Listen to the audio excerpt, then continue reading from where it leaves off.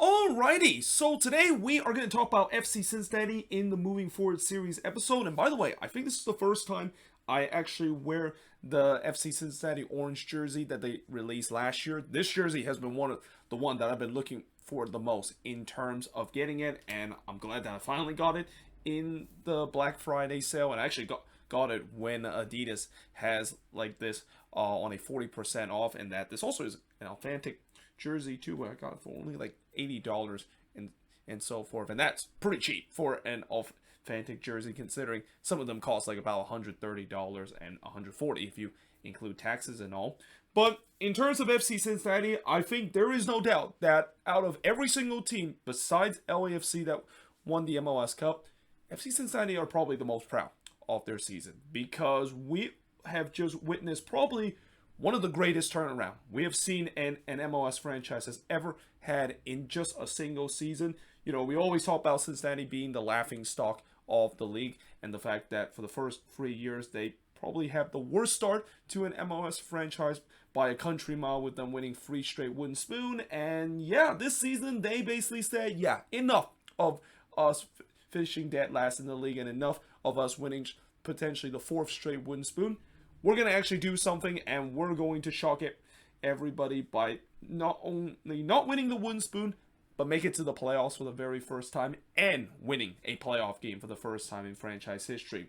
Now, overall, in terms of the season, they finished with a 12-13-9 record and finished with 49 points, by far the most that they have ever had in franchise history. They scored 64 goals this season, which was only second behind the Philadelphia Union as the most goals scored by an Eastern Conference team.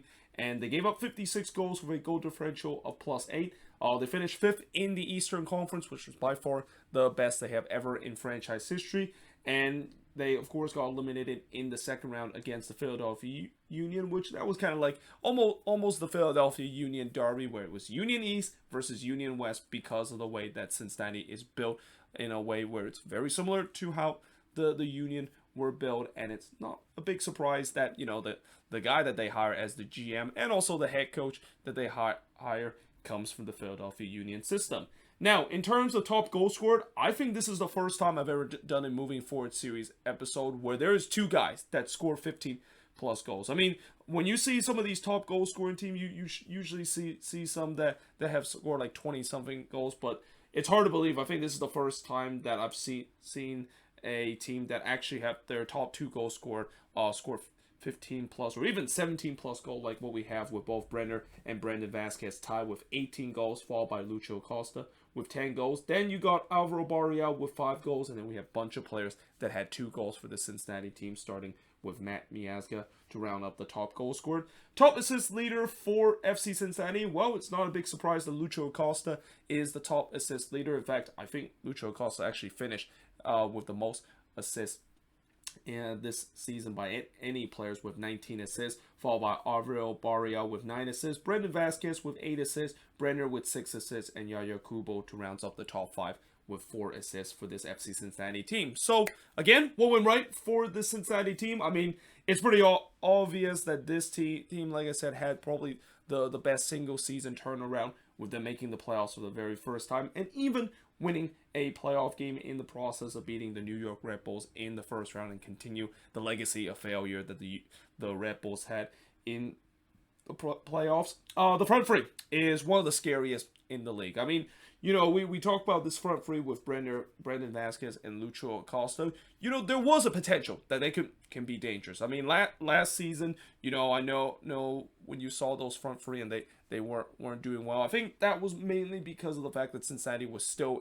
in this kind of culture of just losing and also finding a ways to lose. And this is also where I think it gets to the third point, and this is probably the most important point of why exactly this team has turned around.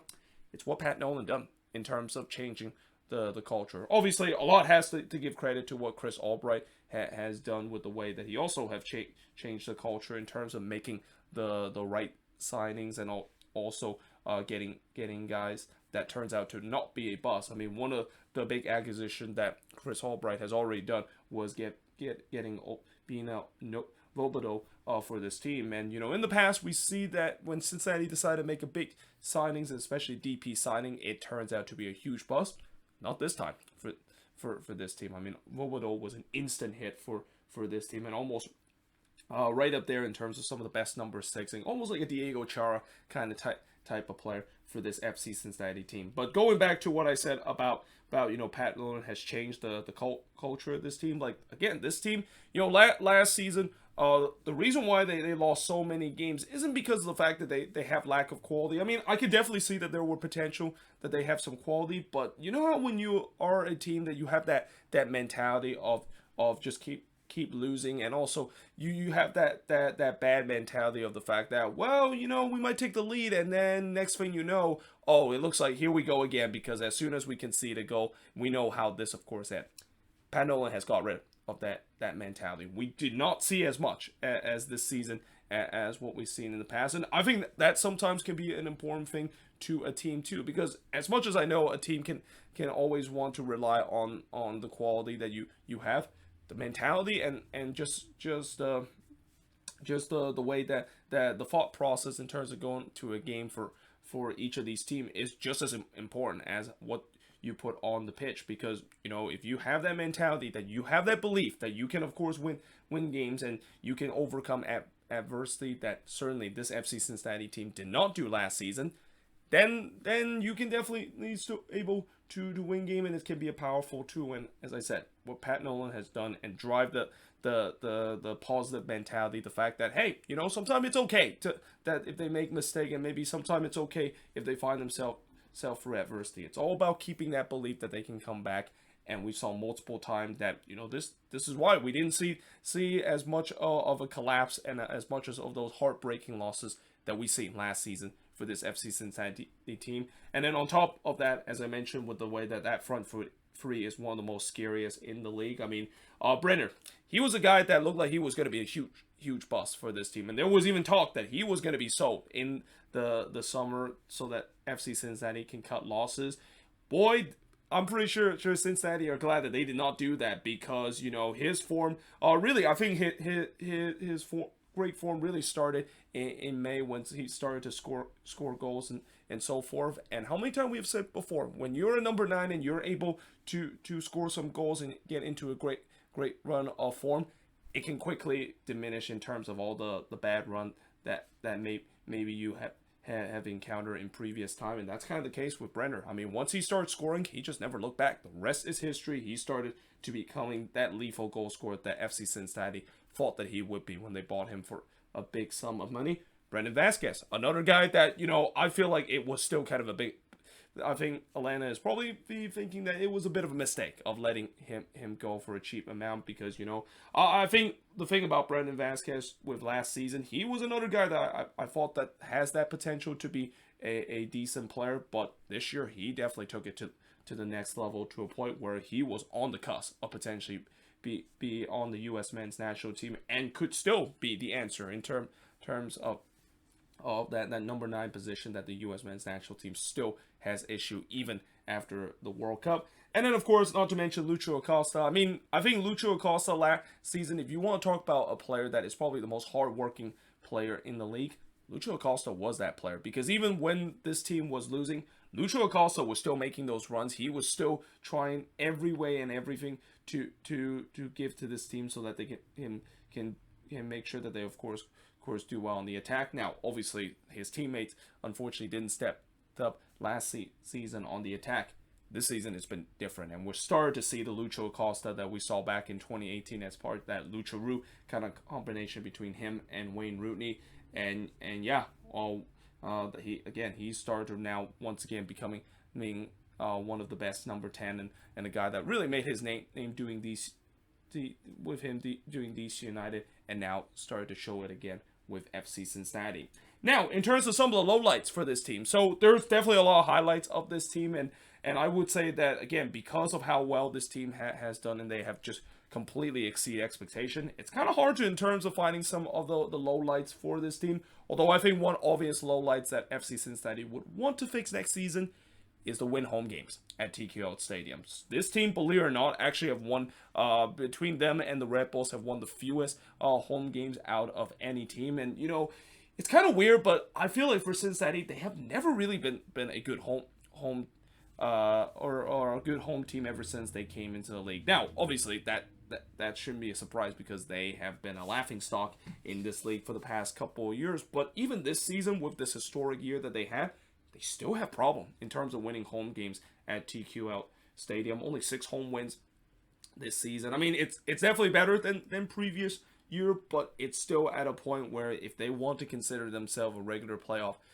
contender, or even if they want to potentially get a higher seed, they of course need to do better at home. But at the same time, you can also argue the fact that if they're more comfortable playing on the road, which that is clearly the case because this is one of the best road team in the league, maybe it was kind of not they kind of did it on purpose with the fact that, hey, let's not win all our home games and just win all our road games so that we can make sure that we can at least be able to get some road games on the playoffs, which is where we're more comfortable with. The defense still look bad at times. I mean, 56 goals that they concede is definitely a little bit more improvement to the previous couple of years where they conceded like 70 plus goals and so forth, but it's still pretty bad. It's actually tied with Inter Miami in terms of the worst defensive team that made it to the playoffs this season. And again, I think it definitely got a lot better as the season goes along, but there was still times where they were making some bad defensive mistake, and that, I'm pretty sure that is definitely one thing that they're going to be really looking into doing this off season. And then of course, there's still those heartbreaking moments that we saw this team this season. So I mentioned how Pat Nolan kind of at least got rid of this losing mentality culture that this team pretty much seems to have. But notice how I didn't say all in terms of the losing mentality that Pat Nolan has got rid of this team, because there were still times where we saw the old FC Cincinnati, a team that find ways to blow leads and find ways to lose games. Now, again, I feel like maybe this is kind of cherry picking a little bit because, again, every team will have those games where they would blow leads inexplicably and basically find ways to lose games. But, still that is something that I would say that for Cincinnati, there were at least 3 or 4 games that I've seen that they were looking like the old FC Cincinnati team. And again, that is something that I think Pat Nolan will continue to try to address, because I know that for Cincinnati fans, as great as this season is, it must suck the fact that they still have to live through some of the pains that they gone through for the first 3 years, where that was kind of just sums up this franchise in a nutshell, where they just, for whatever reason, always find ways to not win games, even though they're on the cusp of doing so. Now, in terms of MVP and Revleation, it's the front three. I mean, I simply cannot pick either both Brendan Vasquez, Lucho Acosta, and Brenner as the MVP, because really all 3 of those guys really kind of carried this team on the attack, and that, it wouldn't be fair for me to just kind of pick one guy and so forth. So on a rare occasion, I'm gonna actually not go with one players, and I'm actually gonna go with the front 3 because of what they have done this season. Now, in terms of disappointment, I'm actually decided to do something that I have not done in this Moving Forward series episode, and that is I'm not going to pick who was a disappointment, and I'm actually going to put none. Because, I mean, if I really want to cherry pick, I mean, I guess maybe Yaya Kubo could be considered a disappointment, but we knew that of course, what was the case with the way that it feels like they have moved on from him, and he's like another one of those Cincinnati player that is part of the old regime that has kind of flushed out. And also, I didn't mention a lot of the players that's kind of part of the old regime that have struggled to get minutes because of the way that Pat Nolan has got these new guys in that has been very effective. Well, that's because they're probably not going to be with this team anymore. So again, yeah, there really isn't a player that I could say out of this team, especially regularly in the starting 11, that I can say was a huge disappointment. I mean, I guess, if I will say about disappointment, maybe the fact that the front 3 that I've mentioned that was an MVP and Revleation, they were only MVP and Revleation when it comes to the regular season. In the playoffs, that was a different story. They really struggle in the playoffs. But again, this is what happened when you're making the playoffs for the very first time, and the fact that you're kind of an inexperienced playoff team when you face against a much more experienced playoff team like the Red Bulls and the Philadelphia Union. You're going to have to face those daunting tasks, and that, again, I've said many times before, and I'll say it again. The playoffs is a different animal than what we see in the regular season. Now, in terms of moving forward for this FC Cincinnati team, they're going to be getting some big offers for Brenner and Vasquez. In fact, FC Cincinnati has already turned down an offer for Brandon Vasquez of him going to Chivas. I think it was like something like $7 million, which I'm glad that Cincinnati decided not to take that, because that is way too low in terms of trying to get Brandon Vasquez away from Cincinnati. Now, in terms of Brenner, I have heard there was rumors that it seems like he could potentially go to Serie A and go to Udinese for about $9 million, and there's going to be like sell-on fees. And so I still feel like that's a little bit too low, because, you know, while yes, the sell-on fees that they mentioned was like something like 20% and stuff like that, $9 million, I still feel like it's a little bit low. I feel like it has to be at least 15 or even $20 million that I think Cincinnati will be even think about considering selling Brenner, because of the fact that when they first bought him, they bought him for a hefty amount of price. Like, I think it was like something like 10 or 12 million that they bought him.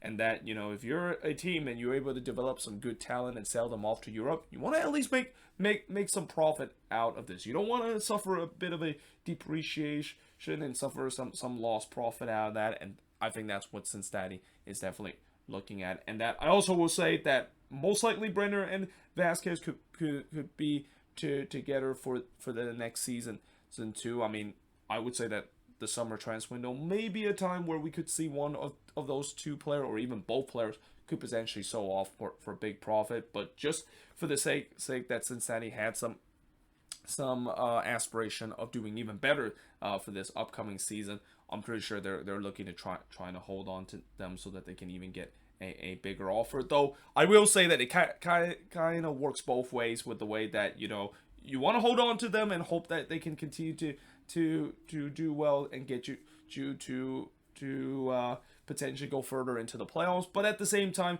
it can also kind of hurt you with the way that if they do suffer some regression a little bit. I mean, it's going to be hard, and it's going to be interesting to see how these players that have an incredible breakout season going to look heading into the following season, because we've seen guys where they have some great year in 1 year, and then they do kind of regress a little bit, and that can damage in terms of the transfer fees that they can get. But I'm pretty sure in Cincinnati mind and in Chris Albright's mind, I think they're going to try to keep hold them at the very least until the summer transfer window, where we could see some big transfer that teams are going to look to try to get some of their biggest asset in this team.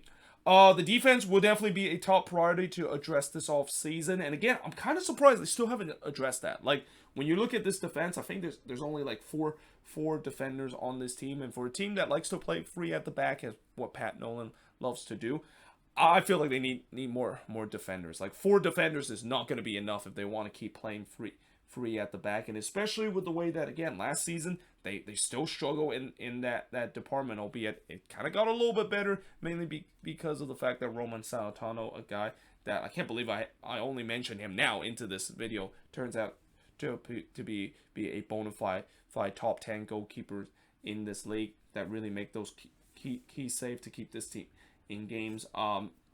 That's still something that, again, when you look at the defense, I'm surprised that they haven't addressed that, but I'm assuming they're probably going to do it as the season goes along.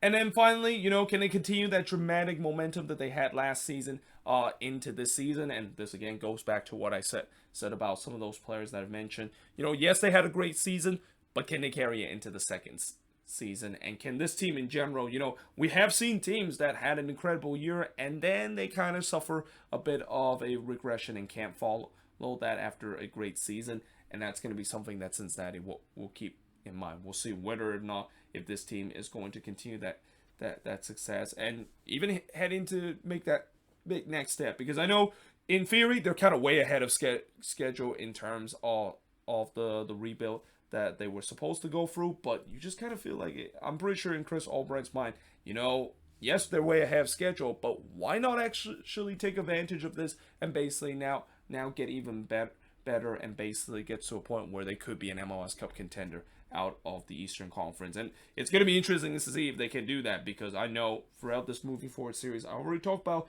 there's a lot of good teams I think we're going to see in the Eastern Conference, and that if Cincinnati is going to be that team that could come out of the East and represent the Eastern Conference to make it to MLS Cup, they need to to definitely continue the form that they had, and maybe then some if they do potentially knock off the Philadelphia Union, who I still think are probably the class of the Eastern Conference heading into this season. But there you have it. That is pretty much it for my moving forward series of FC Cincinnati. As always, let me know in the comments below, what do you think of this video? And if you're a Cincinnati fans, what do you think are the highlights, the lowlights, the MVP revelation, the disappointment, if any? And moving forward, how is this team going to look heading into the upcoming season? But until then, hope you guys enjoyed this video. If you do, make sure you guys leave a like, smash the subscribe button, and yeah, I, of course, will see you guys next time.